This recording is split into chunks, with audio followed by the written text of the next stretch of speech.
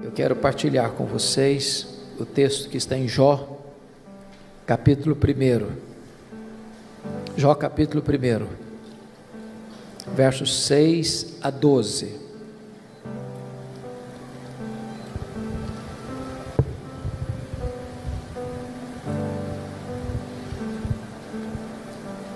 Jó, capítulo 1, 6 a 12. Está escrito o seguinte: num dia em que os filhos de Deus vieram apresentar-se perante o Senhor, veio também Satanás entre eles. Então perguntou o Senhor a Satanás: de onde vens? Satanás respondeu ao Senhor e disse: de rodear a terra e passear por ela. Perguntou ainda o Senhor a Satanás: observaste o meu servo Jó? Porque ninguém há na terra semelhante a ele, homem íntegro e reto, temente a Deus, que se desvia do mal. Então respondeu Satanás ao Senhor: porventura Jó debalde ou inutilmente teme a Deus? Acaso não o cercaste com sebe a ele, a sua casa e a tudo quanto tem? A obra de suas mãos abençoaste, e os seus bens se multiplicaram na terra.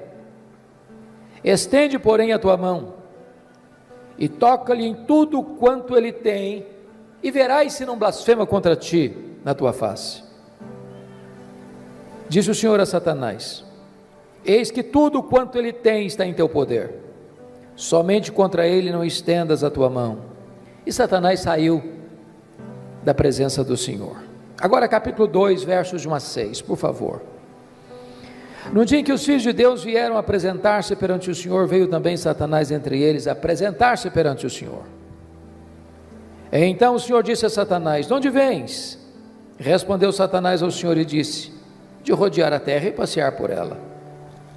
Perguntou o Senhor a Satanás: observaste o meu servo Jó? Porque ninguém há na terra semelhante a ele, homem íntegro e reto, temente a Deus e que se desvia do mal. Ele conserva a sua integridade, embora me incitasses contra ele para o consumir sem causa. Então Satanás respondeu ao Senhor: pele por pele, e tudo quanto o homem tem dará pela sua vida. Estende, porém, a tua mão e toca-lhe nos ossos e na carne, e verás se não blasfema contra ti na tua face. Disse o Senhor a Satanás: eis que ele está em teu poder, mas poupa-lhe a vida. Meus amados, esse texto registra esse episódio da reunião de Deus com seus filhos, e eu quero crer que aqui são os anjos, e eu quero crer que nas regiões celestes, e a Bíblia não dá explicações, mas diz que Satanás apareceu por lá,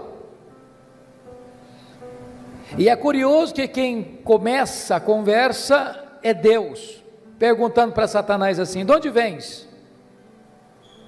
Satanás respondeu: de rodear a terra e passear por ela. Satanás é uma espécie de turista inveterado, ele está por aí, está antenado, está de olho, está procurando alguém para devorar. E Deus cutuca outra vez, perguntando assim para ele: observaste o meu servo Jó? E Deus dá o currículo de Jó: não tem ninguém na terra semelhante a ele, homem íntegro, reto, temente a Deus e que se desvia do mal. Em outras palavras, Jó era o homem mais piedoso da sua geração. Quando a Bíblia diz que ele era um homem íntegro, isso significa que é aquilo que você é quando ninguém está vendo, com a porta do quarto trancada.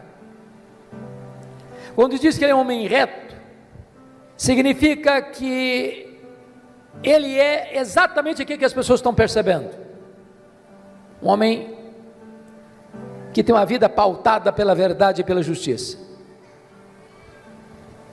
Homem temente a Deus significa que isso é o princípio da sabedoria. Homem que se desvia do mal significa que ele é deliberadamente santo. Bom, Satanás podia ter respondido para Deus assim: bom, esse eu não conheço ainda, estou meio ocupado, tenho outras agendas. Quem sabe um dia eu boto os olhos nele, eu observo ele. Mas não foi a resposta de Satanás para Deus, não. Satanás respondeu assim para Deus: mas também puderas, desse jeito aí, qualquer um te adora, tu tens abençoado a vida dele, tu tens colocado um grande muro de proteção ao redor da família dele, tudo que esse homem bota a mão vira dinheiro, os bens dele prosperam na terra, desse jeito aí é muito fácil te adorar. Satanás com isso insinua duas coisas. Primeiro, Satanás insinua que ninguém adora a Deus por quem Deus é, apenas por aquilo que Deus dá.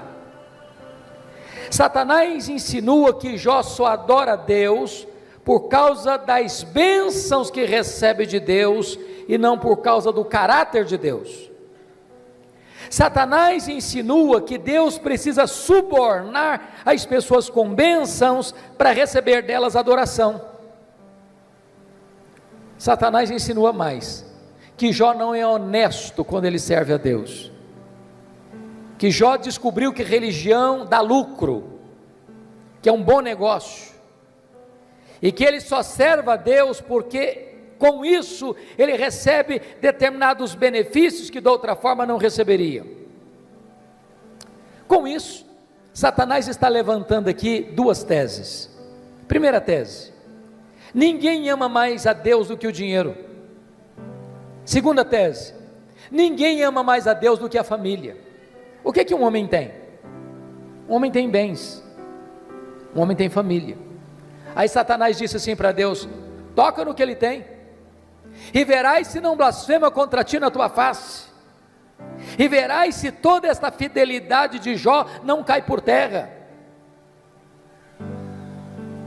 Então diz a Bíblia, que sem que Jó soubesse, Deus o constitui em seu advogado na terra, e coloca a sua própria reputação nas mãos de Jó, e diz assim para Satanás: pode tocar no que ele tem, só não pode tocar na sua vida. Em outras palavras, Satanás é um ser limitado e limitado por Deus. Ele só pode ir até onde Deus o permite ir, e nem 1 centímetro a mais. Nas palavras de Martinho Lutero, Satanás é um cachorro na coleira de Deus. Ele só pode ir até onde a coleira o permite ir, e nem 1 centímetro a mais, porque o Deus que servimos manda no céu, manda na terra e manda no inferno. Satanás está debaixo da autoridade absoluta do nosso glorioso Redentor Jesus Cristo.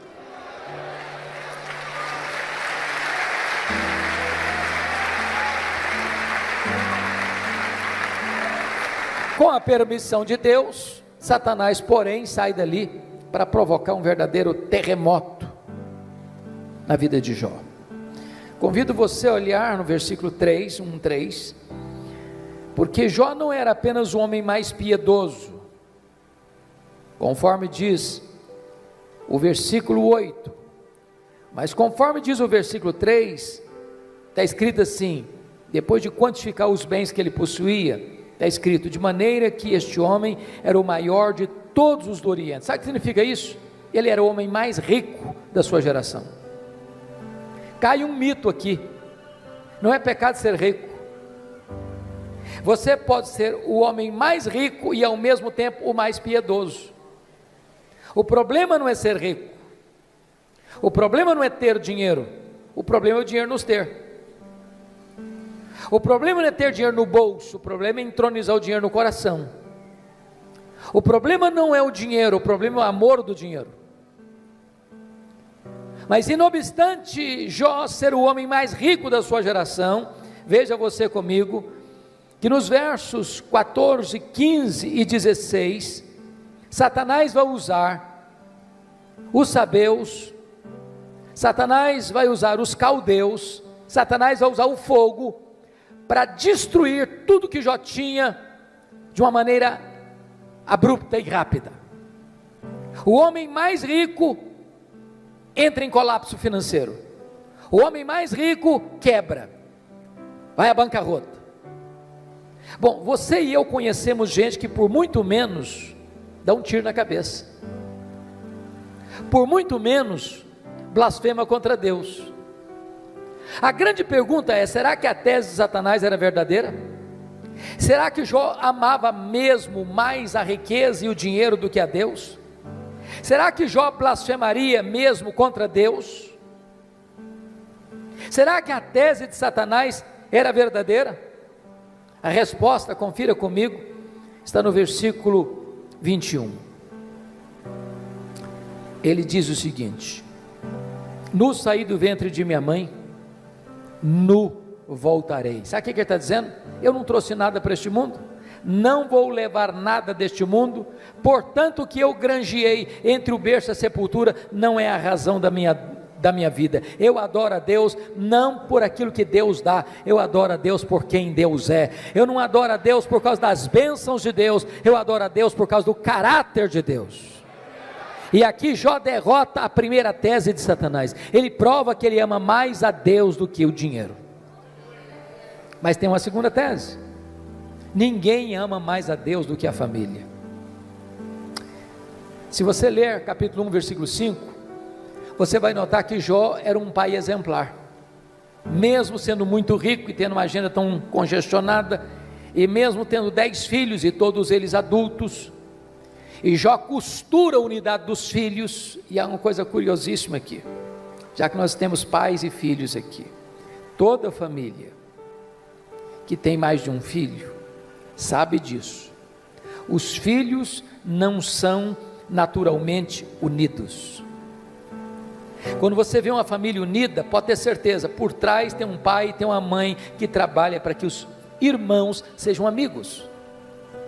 Agora, quando tem dinheiro por trás, é mais complicado ainda. Sabe por quê? O dinheiro não tem liga, o dinheiro não tem amálgama, o dinheiro divide, o dinheiro separa. Porque Jó era um pai intercessor, porque Jó era um pai presente, porque Jó era um pai conselheiro, porque Jó era um pai que se preocupava com a salvação e a santificação dos seus filhos. Diz a Bíblia que os seus filhos eram amigos e unidos. Mas no mesmo dia que acontece o colapso financeiro de Jó, ele recebe a mais amarga notícia da vida. Os seus 10 filhos, num dia de festa, na casa de um deles, sofrem um acidente, e todos os 10 filhos de Jó morrem no mesmo acidente. Você já pensou o que é um pai levar para o cemitério todos os seus filhos num único dia? Como é que ele volta de lá? Como é que ele recomeça a vida? Como é que ele se levanta do luto? Como é que ele reconstrói seus sonhos? Será que Jó blasfemaria contra Deus? Será que a tese de Satanás era verdadeira? Será que ninguém de fato ama mais a Deus do que a família?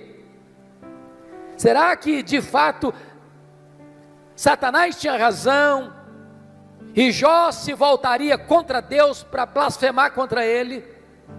A resposta está no capítulo 1, versículo 20, confira comigo aí.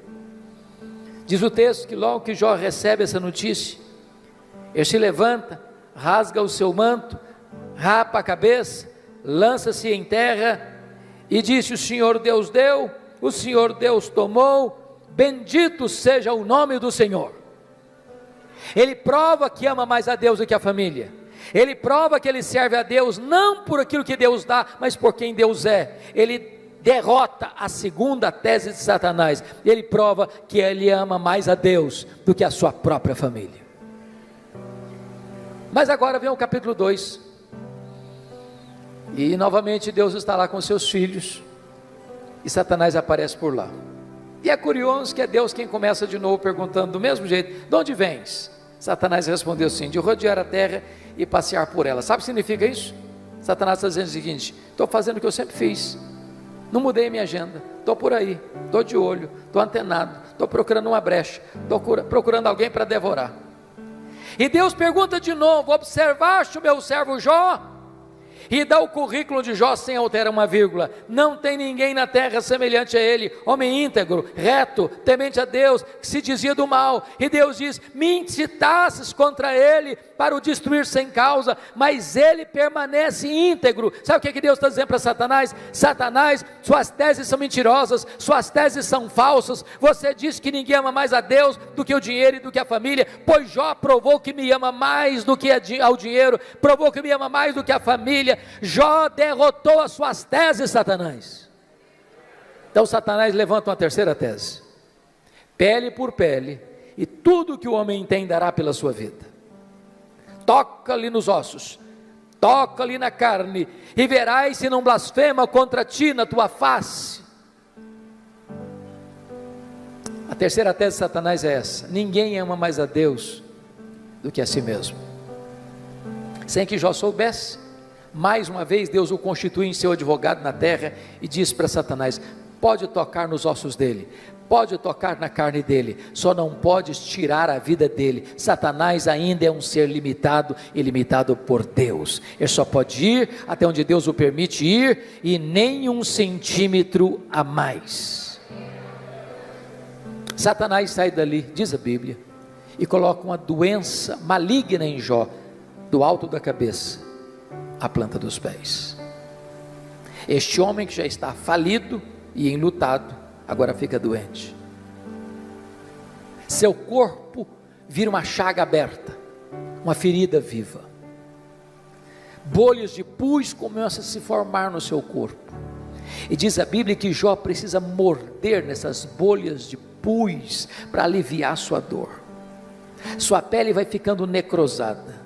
Ele não consegue comer, ele não consegue dormir, ele não consegue ter alívio. Esse homem vai ficando magro, magérrimo, macérrimo, de couro furado pelas costelas em ponta. O seu corpo cheira mal, as pessoas passam, as pessoas praguejam, as pessoas cospem, as pessoas cortam volta dele, até os mais próximos, até os familiares vão desistindo dele, vão abandonando a ele, e ele fica rendido na sua desdita. Precisa pegar um caco, talvez de telha, para raspar a sua pele necrosada. Esse homem não tem mais o que sofrer.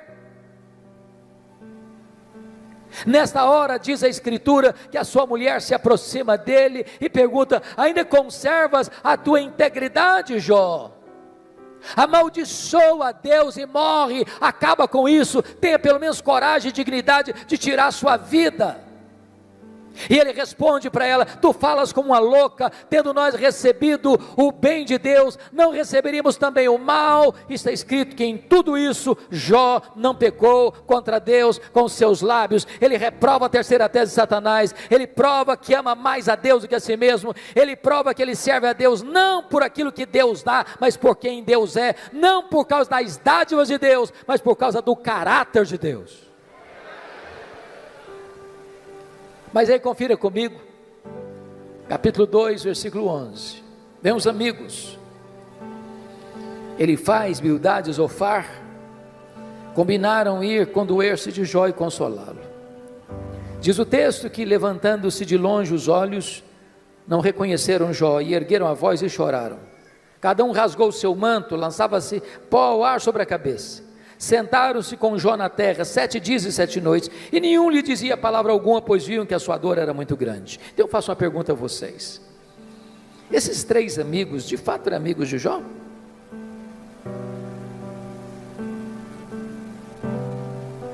E a resposta óbvia é: claro que eram amigos. Eu faço uma pergunta a você: alguma vez você já recebeu alguma visita assim? Quando você estava passando um momento difícil, pessoa que vem de longe, 7 dias, sentado com você no chão, sem abrir a boca, chorando ao ver o seu sofrimento. Você já fez a alguém alguma visita dessa natureza? Mas qual era o problema desses homens então? O problema desses amigos de Jó, que num dado momento eles deram uma de teólogos. Eles começaram a cogitar, desenvolveram uma lógica cartesiana de causa e efeito, e eles pensaram assim: para Jó estar sofrendo, ele deve ter feito alguma coisa errada, mas para Jó estar sofrendo muito, ele deve ter feito muita coisa errada. Mas eles não só pensaram, eles falaram. Mas eles não só falaram para Jó, e assacaram contra Jó os mais pesados libelos acusatórios. Chamaram Jó de louco, chamaram Jó de adúltero, chamaram Jó de ladrão, falaram para Jó que ele roubou os órfãos e as viúvas, por isso que ficou rico. Falaram para Jó que por ser ele um homem louco, Deus havia matado os seus filhos, e eles foram massacrando Jó, eles foram cravando Jó com as suas setas venenosas, e eles foram colocando Jó debaixo de um rolo compressor, e eles massacraram este homem de Deus. Sabe o que Jó fez? O que você e eu faríamos? Jó começa a perguntar para Deus: por que, meu Deus? Por que eu estou sofrendo? Por que a minha dor não cessa? Por que eu não morri no ventre da minha mãe? Por que eu não morri ao nascer? Por que os seios da minha mãe não estavam murchos de leite para eu morrer de fome? Por que o Senhor não me mata de uma vez? Jó levantou aos céus 16 vezes esta mesma pergunta: por quê, por quê, por quê, por quê, por quê? Jó levantou aos céus 34 queixas contra Deus. Sabe qual foi a resposta de Deus para ele? O total silêncio. Nenhuma resposta, nenhuma explicação, nenhuma luz no fim do túnel. Eu posso garantir para vocês hoje aqui, o silêncio de Deus grita mais alto nos ouvidos da nossa alma que o ruído mais barulhento das circunstâncias mais adversas. Pior do que sofrer é sofrer sem explicação. Se vocês estão notando comigo, Jó está sendo golpeado nas 5 áreas mais importantes da vida de uma pessoa. Primeiro, a vida financeira. Segundo, sua saúde. Terceiro, seu casamento. Quarto, seus filhos. Quinto, suas amizades. Todas essas áreas vitais estão sendo dinamitadas, destruídas, minadas na vida desse homem. Esse homem está no fundo de um poço, ele não tem mais nada para perder. Ele está completamente rendido à sua desdita, ao fracasso, à derrota. Esse homem não tem nada mais em quem segurar, a quem buscar. Ele está no fundo de um poço. Mas quando você está no fundo de um poço, só tem uma direção para olhar: é para cima, é para o alto, é para Deus.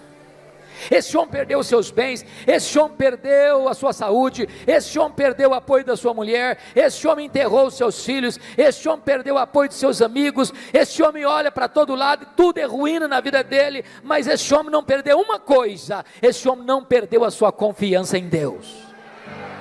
E quando ele está no fundo do poço, ele arranca de dentro da alma um brado de esperança, ao dizer: mais uma coisa eu sei, é que o meu Redentor vive, e por fim eu revestir este meu corpo de pele, eu verei o meu Redentor. Pode vir momentos difíceis, pode vir momentos de perda, pode vir momentos de luto, pode vir momentos de angústia e dor na sua vida, mas Deus jamais deixará você desamparado. Ele sustenta você, Ele segura você, Ele ampara você, Ele levanta você. É curioso, irmãos, que quando Jó arranca do peito esse brado de esperança, Deus rompe o silêncio e começa a falar com ele. Mas curiosamente, Deus, ao conversar com Jó, Deus não respondeu nenhuma das 16 perguntas de Jó. Deus não respondeu nenhuma das 34 queixas de Jó. Ao contrário, Deus fez 70 perguntas para Jó. 70.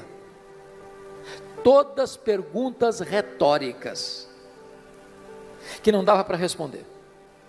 Deus como que abriu as janelas dos céus, despejando em catadupas torrentes da sua glória, do seu conhecimento sobre Jó.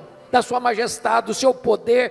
E Deus começa a perguntar para Jó assim: ô Jó, onde tu estavas quando eu lancei, ou quando eu lançava os fundamentos da terra? Ô Jó, onde você estava quando eu espalhava as estrelas no firmamento? Ô Jó, onde você estava quando eu cercava as águas do mar, para que elas não invadissem a terra? Ô Jó, me explica como é que eu formo a geada. E Deus foi mostrando para Jó o seu poder, a sua grandeza, a sua majestade, a sua glória, a sua magnificência. E quando Jó é esmagado por esta gloriosa revelação de Deus, ele para ter a mais importante experiência da sua vida.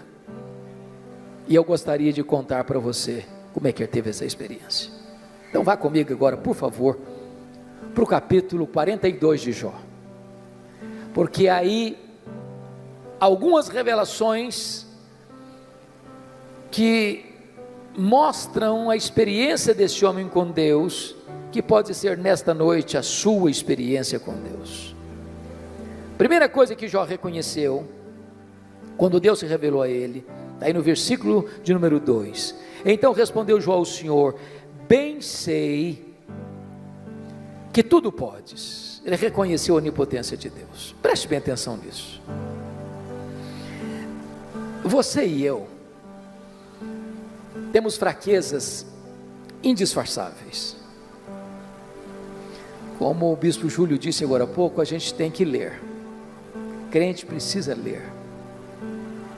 Quem cessa de aprender, cessa de ensinar. Eu gosto muito de ler, sempre gostei. Passo nas livrarias praticamente toda semana. E você sabe que no Brasil e no mundo, os livros que mais vendem são os livros de autoajuda. E os livros que ensinam você a ficar rico rápido. Eu acho que eu não estou sabendo ler bem esses livros. Mas esses livros de autoajuda dizem assim para você: você é forte, você é um gigante, você tem a força, você tem o poder, há poder nas suas palavras, você é alguém tão poderoso que basta fazer cócegas no seu interior e levantar-se-á daí um gigante. Sabe o que a Bíblia diz? Exatamente o contrário. A Bíblia diz que você e eu somos fracos. A Bíblia diz que Deus conhece a nossa estrutura e sabe que nós somos pó. Então deixa eu provar que você e eu somos fracos. Primeiro, nós temos fraquezas físicas.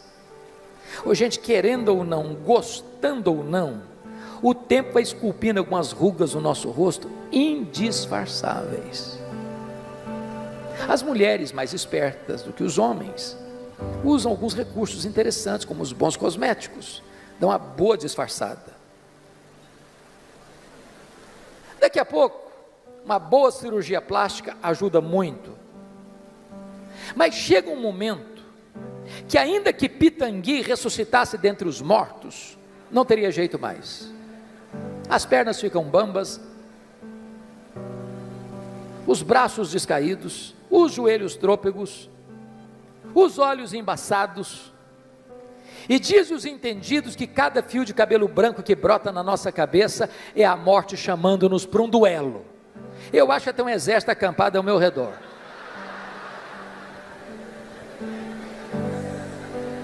Temos fraquezas físicas, mas nós temos fraquezas emocionais.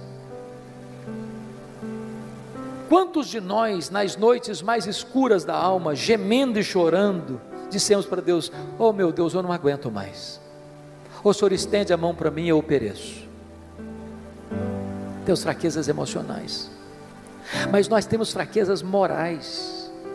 Quantos de nós, com lágrimas nos olhos, já não prometemos para Deus: Deus, eu não quero mais cometer esse pecado, eu não quero mais cair neste mesmo pecado.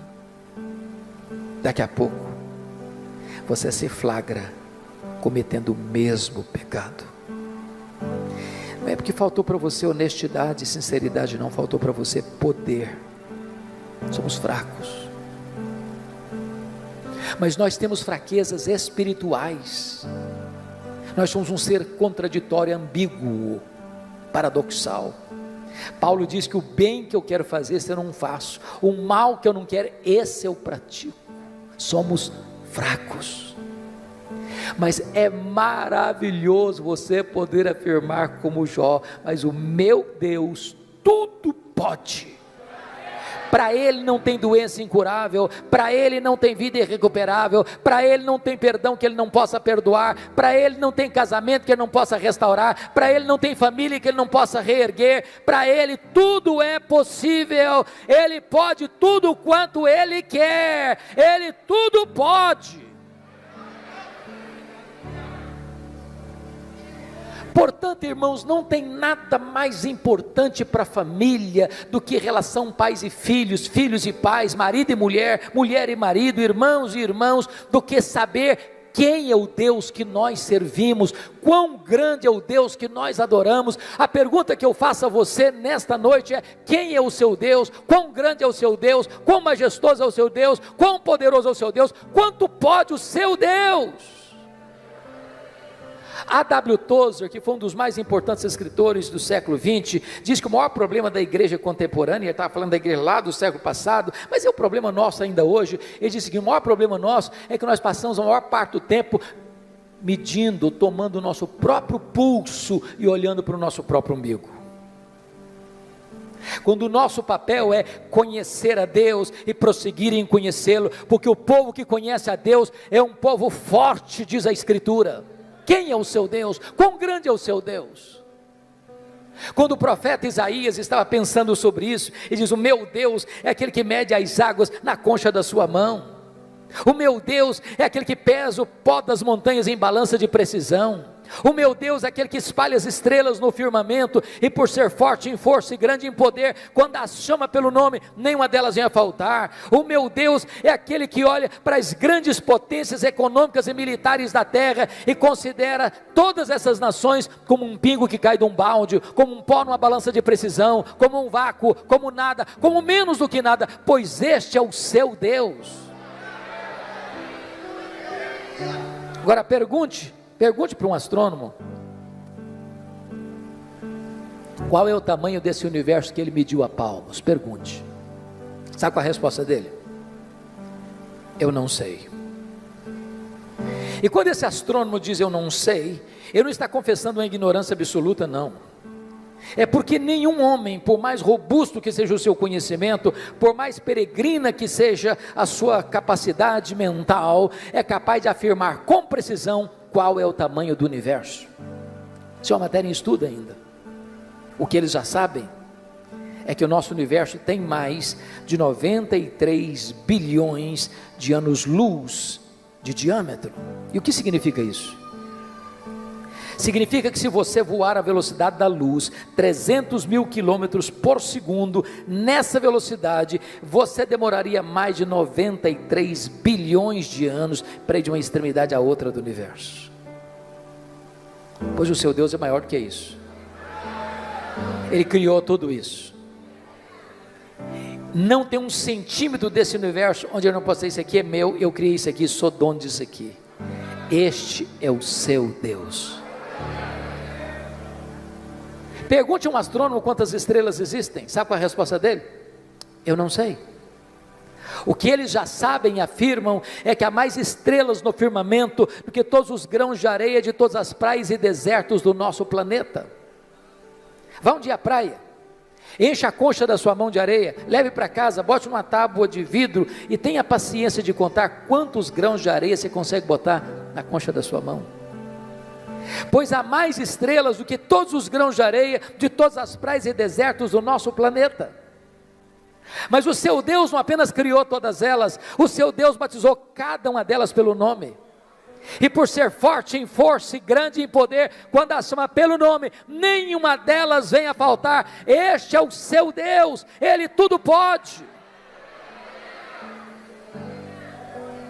A ciência hoje não está pasma mais com o macro-universo, ela está pasma, boquiaberta, com o micro-universo hoje. Você pega uma folha, por mais tenra que ela seja, ela é tão complexa como a cidade de São Paulo. Você pega uma gema de ovo, ela é mais complexa do que qualquer coisa que o homem já inventou. Dr. John Wilson, catedrático de Harvard, uma das maiores autoridades de oftalmologia no mundo, diz que você e eu temos em torno de 2 milhões de fios duplos encapados em cada um dos nossos olhos, e se não for assim, haveria um curto-circuito e nós ficaríamos cegos. Dr. Marshall Nirenberg, prêmio Nobel de Biologia, fez uma das mais importantes descobertas no século passado. Ele descobriu que você e eu somos um ser programado geneticamente, computadorizadamente programados. Ele descobriu que você e eu temos em torno de 60 trilhões de células vivas no nosso corpo. Descobriu mais, que em cada uma dessas células você tem 1,70 m de fita DNA, onde estão gravados e computadorizados todos os seus dados genéticos. Se você espichar a fita DNA do seu corpo, você terá 102 trilhões de metros de fita DNA, você terá 102 bilhões de quilômetros de fita DNA no seu corpo, daria para dar diversas voltas no sistema planetário. Dr. Loy vai dizer mais tarde, códigos de vida não se originam espontaneamente, códigos de vida não se originam de uma explosão cósmica, códigos de vida não se originam de uma evolução de milhões e milhões de anos, códigos de vida foram plantados em você, pelo Deus Todo-Poderoso, Criador dos céus e da terra, e este Deus é o seu Pai, é o seu Deus, Ele tudo pode.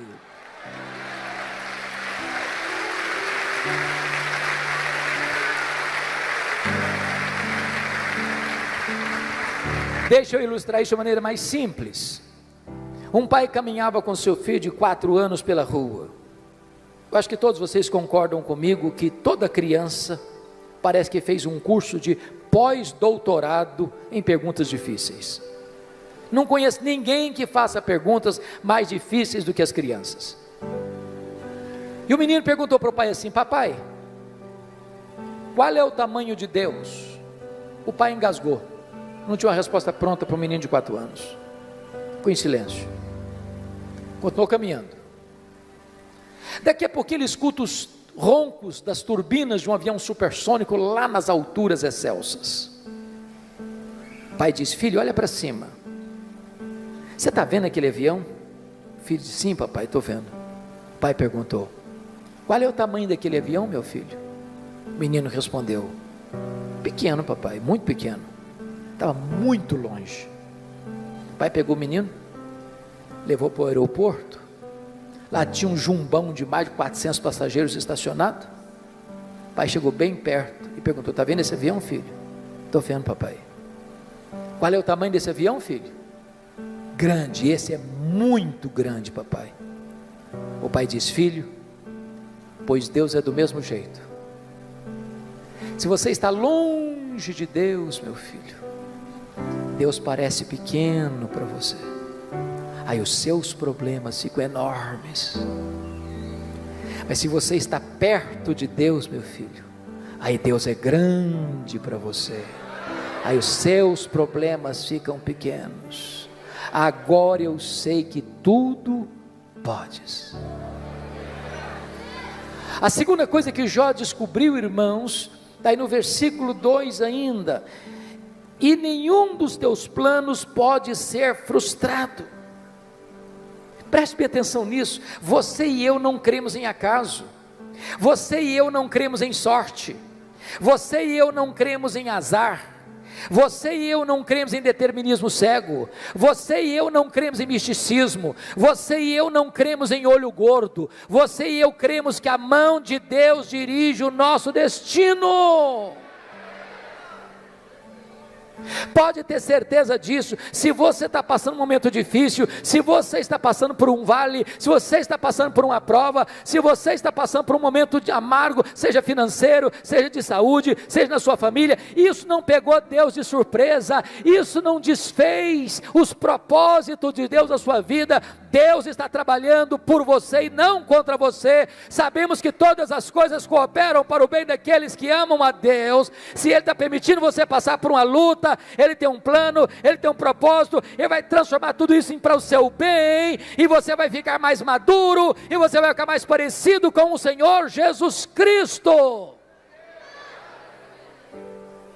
Nenhum dos planos de Deus pode ser frustrado. Terceira coisa que Jó vem a descobrir, pelo conhecimento que ele teve de Deus, ele reconheceu sua profunda limitação. Olha o versículo 3. Na verdade eu falei do que eu não entendia. Coisas maravilhosas demais para mim, coisas que eu não conhecia. Vamos entender isso aqui. Quando alguém está sofrendo, como Jó sofreu, via de regra a pessoa faz duas coisas: ou se cala estoicamente, tranca os dentes, ou fala. Jó falou, Jó se defendeu, Jó se queixou, Jó perguntou, o tempo todo. Quando você está sofrendo, você acaba falando muita coisa que você não está entendendo. Sabe por quê? Porque você e eu não enxergamos no escuro, você e eu não enxergamos na curva. Deus está vendo lá no fim, e Ele sabe que as curvas da estrada não tiram o seu alvo de chegar lá no fim.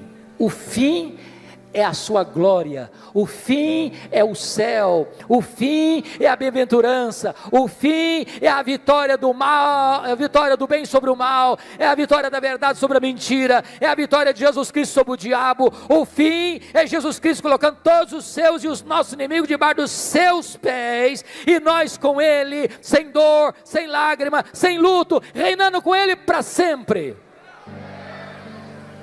Agora, enquanto você está caminhando, você faz tanta pergunta, você fala tanta coisa, e eu também. Quando Deus começa a se revelar para Jó, mostrar a sua grandeza, o seu poder, sua majestade, o seu controle sobre o universo, sobre todas as coisas, Jó põe a mão na boca e diz: meu Deus, quanta coisa que eu falei sem entender. Sabe qual a lição que eu aprendo aqui? O sábio é aquele que sabe que não sabe, porque o que você não sabe é muito mais do que o que você sabe. Portanto, se você encontrar uma pessoa que fica rotando em cima de você muito conhecimento, e que quer passar como aquela pessoa que sabe tudo, conhece tudo, entende tudo, Bíblia eu conheço de capa a capa, pode ter certeza, você está perto de uma pessoa que sabe quase nada. É lata vazia que faz barulho. Então deixa eu contar uma ilustração para você. Eu fui criado na roça mesmo, antes de luz elétrica, de estrada, de carro e tudo mais. Quebrei muito milho num muque. Quem sabe o que é uma roça de milho na hora de colher, seca para colher, sabe muito bem a diferença entre um restolho, que só tem palha e sabugo, e uma espiga boa, granada. A espiga boa, granada, na hora de colher, ela se tomba, ela se curva. O restolho que só tem palha e sabugo, não se curva nunca, fica sempre empinadinho. Então, quando você encontra uma pessoa muito empinadinha, saiba disso, é um restolho, só tem palha e sabugo. Porque é impossível você conhecer a Deus, quem é Deus, sem se humilhar, sem se curvar, sem reconhecer que você sabe quase nada.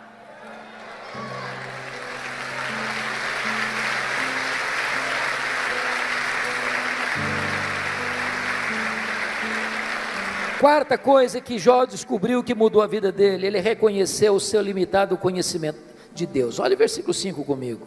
Eu te conheci só de ouvir, mas agora os meus olhos te veem. Irmãos, eu entro em crise com esse versículo. Sabe por que eu entro em crise com esse versículo?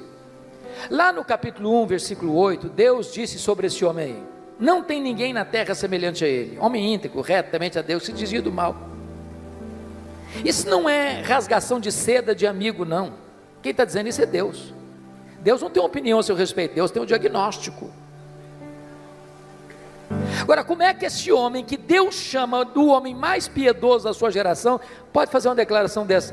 Oh Deus, eu te conheci só de ouvir, agora os meus olhos te veem. Não parece contraditório?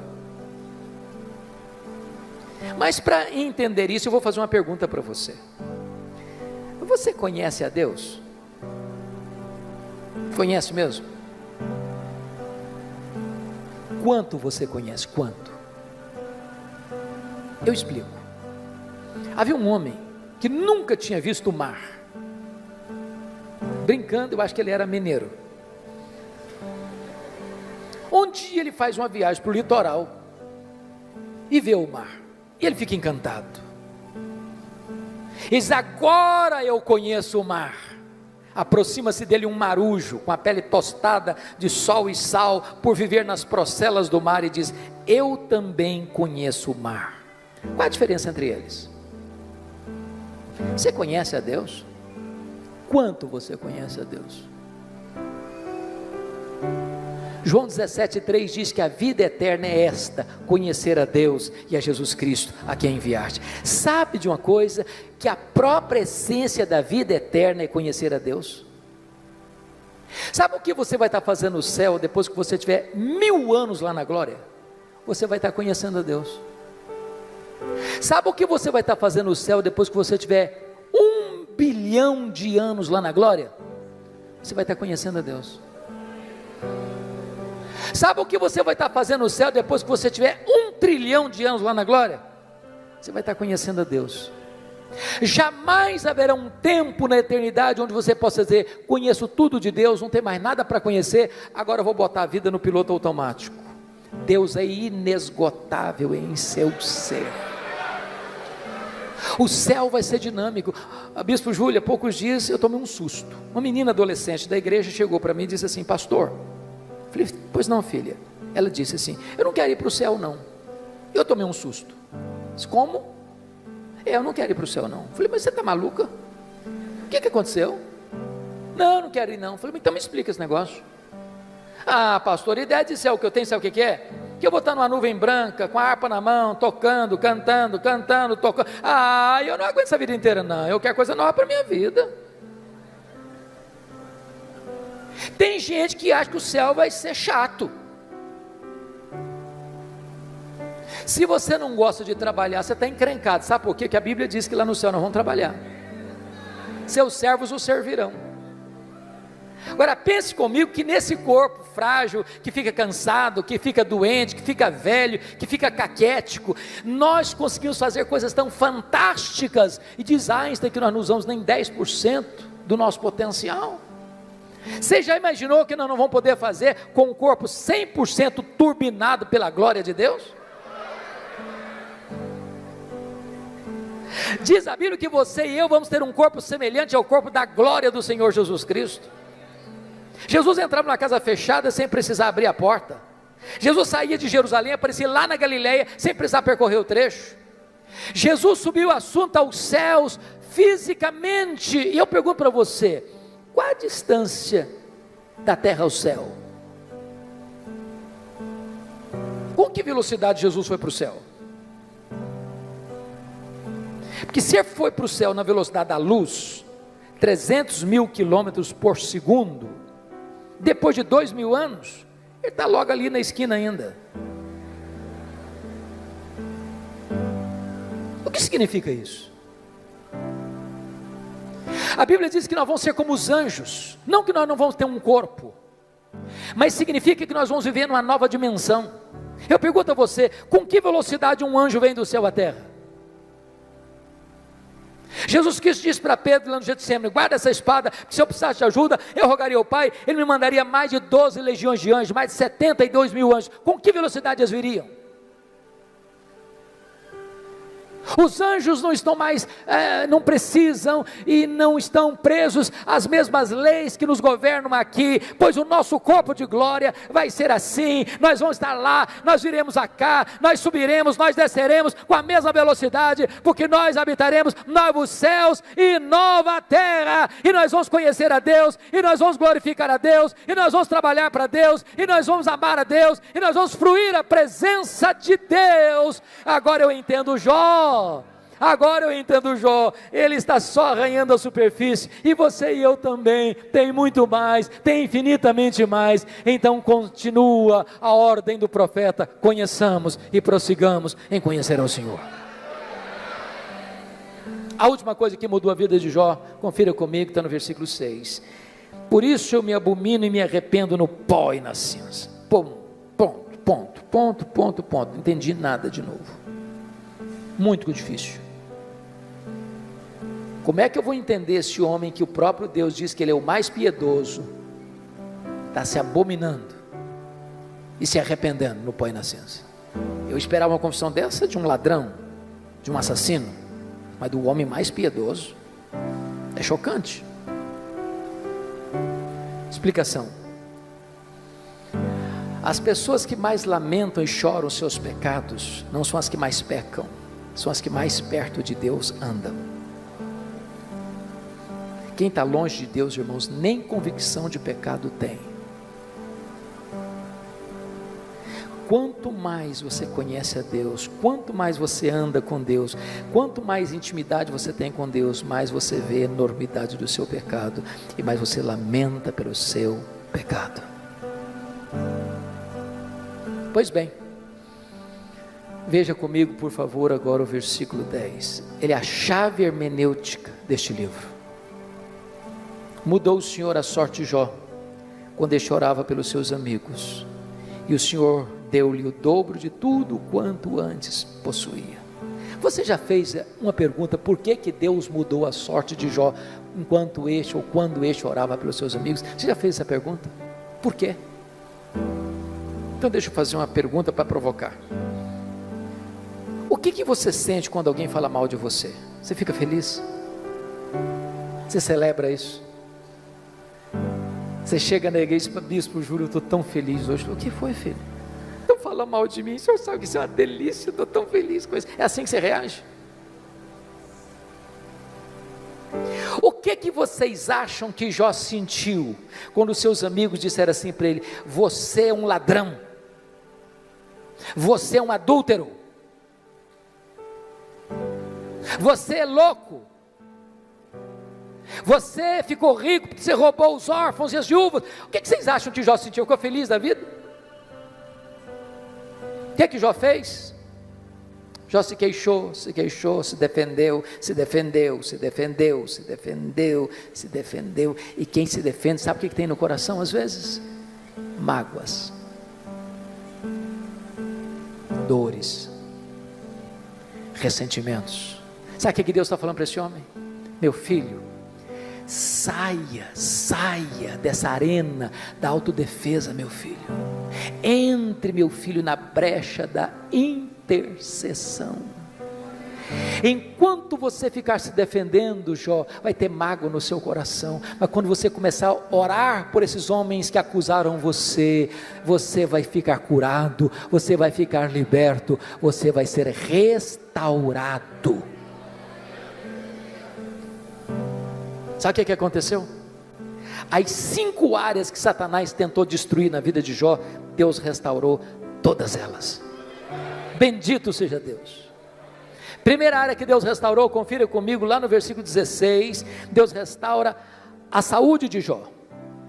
Depois disso viveu Jó 140 anos, viu seus filhos,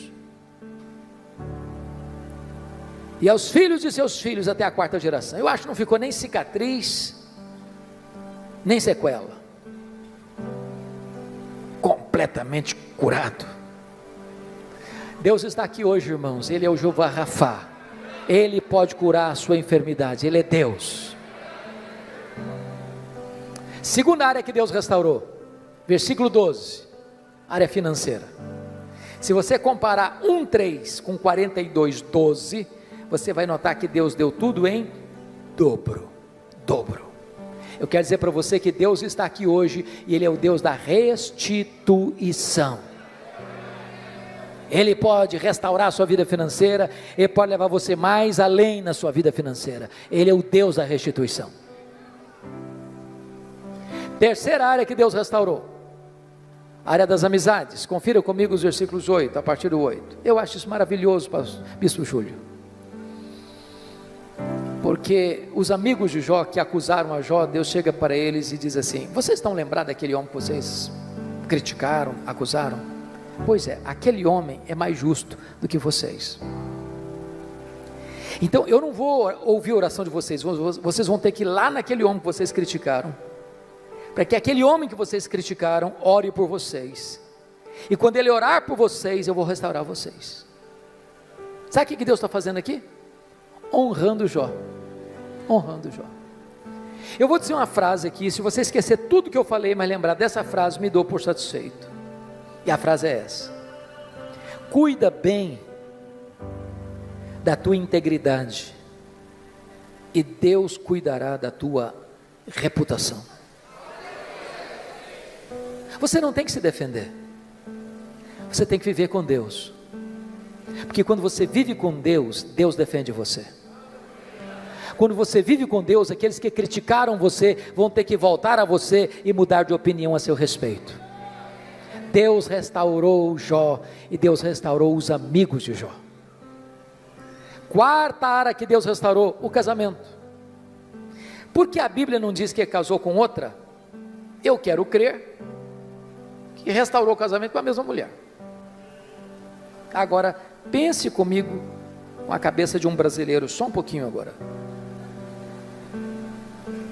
Quando Jó estava numa magrela, a mulher dele olhou para ele e disse: morre, homem, morre, mas morre logo. Agora Jó está curado, agora Jó está rico, agora Jó está no topo da pirâmide. O que vocês acham que, se ele fosse brasileiro, ele falaria para ela? Morre, mulher, morre. Talvez ele diria: minha filha, a fila andou, agora eu estou noutra. Mas deixa eu dizer algo para você, amado. Deus é especialista em pegar os cacos e fazer um vaso novo. Deus é especialista em curar feridas, em restaurar relacionamentos quebrados. Para Deus não tem impossíveis. Você que está pensando em desistir do seu casamento, não desiste não, invista nele. Deus pode fazer um milagre. Deus pode dar espírito de perdão ao seu coração. Eu achei muito curioso que há pouco tempo uma mulher chegou para mim e disse assim: pastor, eu estou vindo aqui dizer para o senhor que eu vou me divorciar. Eu tomei um susto. Disse: como é que é o negócio? Eu estou dizendo para o senhor que eu vou me divorciar. Falei: verdade? É verdade, sim, senhor. E eu perguntei: mas por quê? Ela disse assim para mim: secou. Secou, não tem mais nada, secou. O sentimento secou. Olhei para ela e disse: secou, filha? Mas se secou, tem esperança. Ela regalou os olhos: o senhor está maluco? Tem esperança. Você não leu na Bíblia lá que Deus fez a vara seca de Arão florescer? Pois Deus faz florescer o que está seco no seu coração. Diz: pastor, o senhor endoidou. Estou falando para o senhor que morreu. Está claro agora? Morreu, está claro? Ou precisa botar legenda? Falei: morreu, filha? Mas se morreu, tem esperança. Você não leu na Bíblia lá que Jesus ressuscita os mortos? Pois Ele pode fazer ressuscitar o que está morto aí no seu coração. Tem esperança. Falei: pastor, o senhor endoidou, o senhor não está me entendendo não. Estou falando para o senhor que acabou, não tem mais nada, acabou, está claro agora? Falei: acabou, minha filha? Ué, mas se acabou, tem esperança. Ué, você não leu na Bíblia lá que Deus chama a existência as coisas que não existem? Se Ele chama a existência as coisas que não existem, Ele pode chamar a existência o que não está mais no seu coração. Você não vai separar essa semana não. Você vai orar comigo uma semana, depois você volta aqui.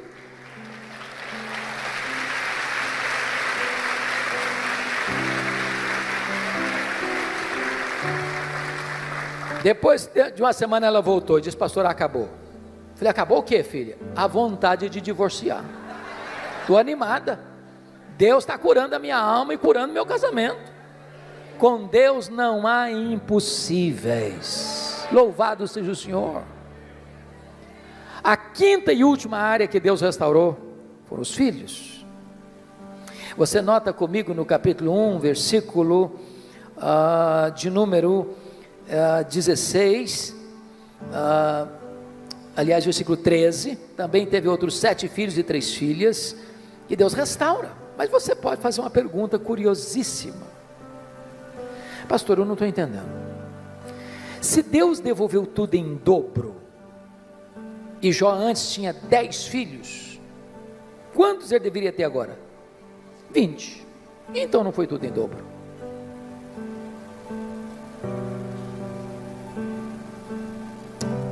Deixa eu explicar isso bem. Talvez fazendo uma correção para um tipo de comunicação, de fala que nós usamos muito no Brasil. Quando morre alguém na sua casa, na sua família, família de Deus, preste atenção nisso. Quando morre um filho, você não perdeu um filho. Como aquele pai que voltou do cemitério, depois de enterrar o seu filho, e um amigo vai dar um abraço nele e disse: meus sentimentos, eu soube que o senhor perdeu o seu filho. O pai disse: não, senhor, eu não perdi meu filho. Você perde alguém quando você não sabe onde ele está, com quem ele está. Eu sei onde está meu filho, eu sei com quem está meu filho. Meu filho está no céu, meu filho está com Jesus. Eu não perdi o meu filho. Jó agora tem 10 filhos no céu, Jó agora tem 10 filhos na terra. Deus restaurou e restaurou completamente. Sabe o que Satanás queria com Jó? Colocá-lo longe de Deus. Sabe o que Satanás conseguiu? Colocar Jó mais perto de Deus. Sabem por quê? Porque os planos de Deus não podem ser frustrados. Que grande Deus nós temos. A Ele a honra, a Ele a glória, a Ele o louvor agora e pelos séculos eternos. Aleluia. Amém.